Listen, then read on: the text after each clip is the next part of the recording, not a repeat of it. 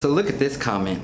How are you able to upload all these videos and still be productive as a realtor? Sales, you having a hard time there, aren't you? Rentals are all you can do, sir. Is selling your products to us part of your get-rich-quick marketing plan? Trash, unsubscribed, next.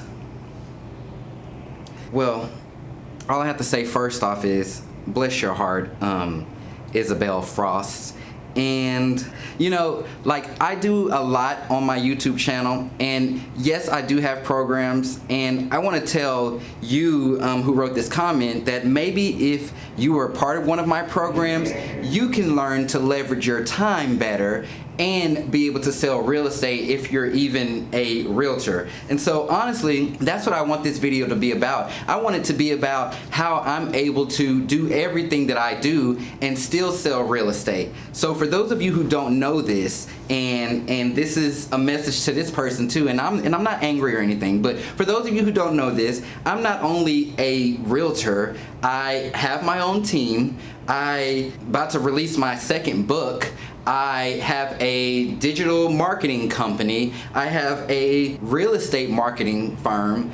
I'm also an advisor for one Fortune 100 company and one Fortune 500 company, and I still have time to do everything I want to do and more. And so in this video, I want to tell you exactly how I get all that done. And I'm going to show you a few things, because I don't want anybody to ever get it twisted about what I'm doing here on YouTube, because all I'm doing is providing value. And I see that that person is one who doesn't appreciate it, which, so like, I'm not butthurt about it or anything, because I know that there are a lot of you who have reached out to me and who've requested things that I've willfully given, who have suggested video ideas that I always come out and record. And yes, I do have products for people who are ready to take their businesses to the next level. And so let me actually just start with the whole real estate part right quick. All right, so let me take you over to kind of our board for the month of October so far. So right now, and you can see this board here,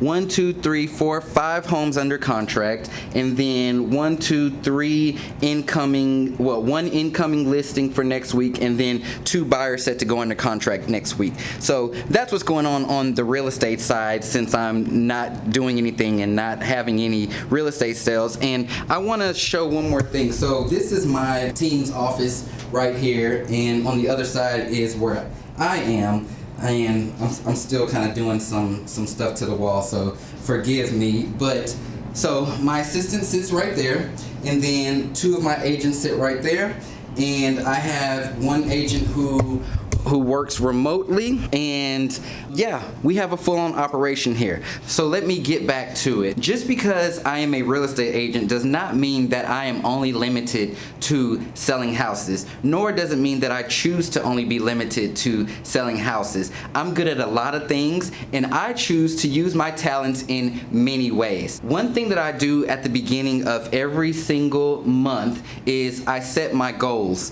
and I have my little goal. Let me see if you can see it. So there's my goal board back there, and I write on there every single month what goals I want to accomplish. And so I have 1, 2, 3, 4, 5, 6 big goals on there, and 2 of those 6 things are something that I want to do every day. So one of those goals being upload a video on YouTube every day. I haven't been 100% on that goal, but I've been doing a lot better. Another one of those goals was finish my book. I'm almost done with that, so that goal is about to be 100% complete. That's my goals over there. It's important to set goals so that you know what you're working for. If I wanted to limit myself, I would just put on there, sell a home, or do a lease, or get a listing. But it's so much more than that. I have separate goals for my real estate team than I have for my actual self, because again, I am leveraging and juggling a lot of things, and I'm doing a pretty good job at it. So one big way that I'm able to do this is through my time management. And something that I do really good is I time block. I have moments in my calendar for every single thing, including YouTube videos. I have moments in my calendar for team meetings. I have moments in my calendar for lunches and just miscellaneous meetings. I have even trips in my calendar. I know when I'm gonna be going on vacation months before I know that I'm gonna be doing it, and I don't even know where I'm going yet. So I time block everything. The next thing that I do is I block out all distractions. I'm so good and so meticulous about what I let myself do with my time. It's important for me to block out distractions because this goes off all day. It goes off all day, and most of the time I have my cell phone on do not disturb because there is an office phone and there is someone who sits at that desk all day, and if anyone calls my number, calls the team number, they get answered and their problems are taken care of. Now, if there's somebody who needs to specifically talk to me, then Allie puts it on the calendar for me, and I make my phone calls every day between 3 and 4 p.m. Those are when I make my afternoon calls. It's just another part of my time blocking. But blocking out distractions was super important because if you don't, Facebook, text messages, everything would just consume all of your time. So it was important for me to block out my distraction. Now let's talk about my whole team setup right quick. So with my team, this here, I'm not sure if you can see that, but this is an organization chart. Those are all of the people who are a part of my organization here. Those are people that I employed, and I even have an HR manager on there because even hiring got to be too much for me, to where I have somebody who posts jobs applications for positions that we may need and interviews applicants and brings them on. I trust her judgment. She's been with me for some time now, and she knows exactly what I'm looking for. Now, all these people on my team, I chose to not just be the center of attention for everything. And so I strategically placed managers in place to where they're not necessarily coming to me. I'm talking to my managers more than I'm talking to the front line because there's certain things that are just not the best use of my time. Now, communication wise, we communicate through something called Slack. I'm not sure if you can see my screen, but we communicate through something called Slack. And it's just like a running instant messenger. This I do keep up all day. And everybody in my organization is on it. We all talk to each other and everything like that. We also have a company intranet. So anybody who works for me, they're able to log in there. Any company policies, manuals, clock in, clock out, everything gets handled. Payroll gets handled. I pay people. I have people on my payroll and I pay people salaries. And so for me to sit here and say that I'm too busy to do real estate would be foolish. And anybody who says that they are too busy, just like that person who left me that comment thinking that I'm too busy just simply doing YouTube videos to do real estate, that's a major kind of slap in the face, honestly. I forgive her because obviously she didn't know the extent of my operations here, but I have a lot going on. But I only can have that going on with leveraging my time. And that's an important lesson that I teach in all of my courses, because if I was running around for all those transactions and all the transactions that just may be in the works right now, because a couple of my agents are out on listing appointments this weekend, if I was to be so consumed in all of that, I wouldn't have time for anything else, and I would end up being 50 years old, still going on listing appointments and unlocking doors,